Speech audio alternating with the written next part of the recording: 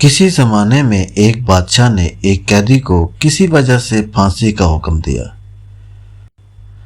اور جب قید خانے میں سے قیدی کو لایا گیا تو اس سے مرنے سے پہلے آخری خواہش پوچھی گئی۔ قیدی نے کہا، میں کیونکہ ایک اچھے گھرانے سے ہوں لہٰذا مجھے اعلیٰ نسلی گھوڑوں سے پھانسی لگایا جائے۔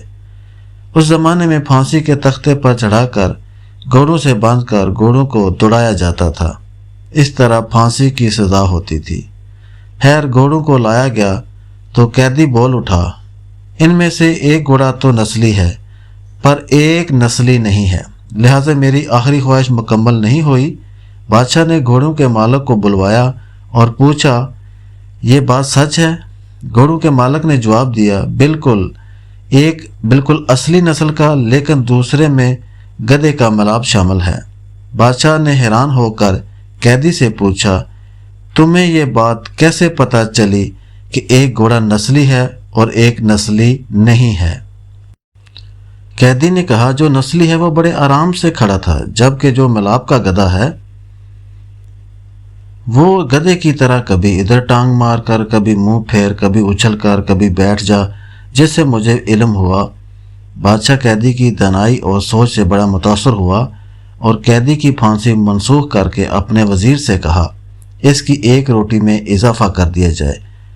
کچھ دن بعد بادشاہ کے دربار میں ایک سونار 2 ہیرے لے کر حاضر ہوا اور بادشاہ کو کہا، اگر آپ کی رعایا میں سے کوئی بتا دے کہ ان میں سے کون سا ہیرا اصلی اور کون سا نقلی ہے، اس اصلی اور نقلی میں فرق بتا دے تو میں آپ کو دونوں ہیرے انعام میں دے دوں گا۔ بہت سے لوگوں سے پوچھا مگر کوئی مکمل جانچ نہ کر سکا۔ بادشاہ کے دماغ میں قیدی کا خیال آیا۔ بادشاہ نے اس کو دربار میں حاضر ہونے کا حکم دیا۔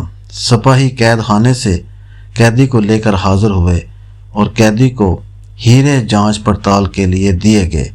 قیدی نے کچھ ہی لمحوں میں بتا دیا کہ ایک اصلی اور دوسرا نقلی ہے۔ بادشاہ نے پوچھا، تمہیں کیسے پتہ چلا؟ قیدی نے کہا کہ اصلی ہیرا رگڑنے سے کبھی گرم نہیں ہوتا، جبکہ نقلی ہیرا رگڑنے سے گرم ہو جاتا ہے۔ سونار نے وہ دونوں ہیرے بادشاہ کو انعام میں دیے اور چلتا بنا۔ بادشاہ قیدی کی دانائی اور سوچ پر بہت زیادہ خوش ہوا اور سپاہیوں سے ایک اور روٹی بڑھانے کا حکم دیا۔ دوپہر کو جب سپاہی قیدی کو ایک اور روٹی اضافے کے ساتھ دینے آئے تو قیدی نے کہا، بادشاہ بھی کسی لانگڑی کا بیٹا لگتا ہے۔ سپاہیوں نے قیدی کی یہ بات بادشاہ کو پہنچا دی۔ بادشاہ کو غصہ آیا اور سپاہیوں سے قیدی کو دربار میں حاضر ہونے کا حکم دیا اور قیدی سے اس بات کی وضاحت مانگی گئی۔ قیدی نے بادشاہ کو کہا، اپنے خاندان کے بارے میں کسی سے پتہ کروا لو۔ بادشاہ کی سلطنت میں سب سے ادھیڑ عمر شخص کو ڈھونڈا گیا اور اس سے بادشاہ کے آباء و اجداد کے بارے میں پوچھا گیا۔ ادھیڑ عمر شخص نے بتایا کہ یہاں اس بادشاہ سے پہلے اس کا باپ بادشاہ تھا، لیکن وہ بادشاہ بننے سے پہلے لانگڑی تھا، کیونکہ اس بادشاہ سے پہلے ایک بادشاہ تھا، اس کا اپنا کوئی بیٹا نہ تھا۔ اس بادشاہ نے اعلان کیا تھا کہ کوئی ایسا شخص جو میری رعایا کو بھوکا نہ مرنے دے، تو آپ کا باپ لانگڑی تھا اور اس دربار کا اس نے حامی بھری کہ میں رعایا کو بھوک سے نہیں مرنے دوں گا۔ اسی طرح بادشاہ سلامت آپ کے باپ کو سلطنت دی گئی تھی۔ بادشاہ نے قیدی سے پوچھا، تمہیں کیسے پتہ چلا کہ میں لانگڑی کا بیٹا ہوں؟ قیدی نے کہا کہ میں نے جتنے حکمت اور دانائی کی باتیں تمہیں بتاتا تم بجائے مجھے آزادی دینے یا ہیرے جواہرات دینے کی بجائے میری روٹی میں اضافہ کر دیتے تھے۔